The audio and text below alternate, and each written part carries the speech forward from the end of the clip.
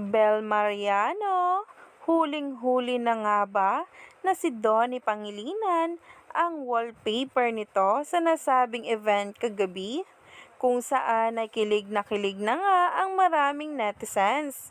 Wala na nga talagang takas ang dalawa sa mga ebidensya, saksi ang mga staff at artist na naroon kagabi. Kaya naman ang isang litrato na binahagi nga ngayon ay trending na.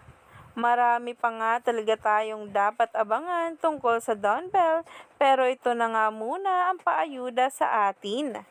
Himlay malala nga ang maraming netizens ngayon at mga bula dahil sa paayuda tungkol kay Donnie Pangilinan at Bel Mariano.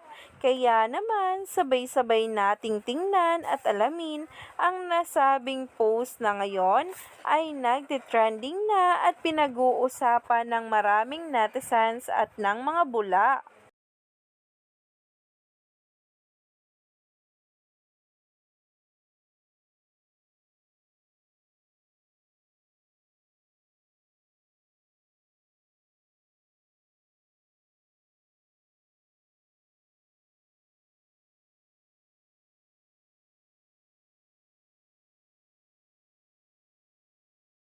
Para nga talagang si Donato ito.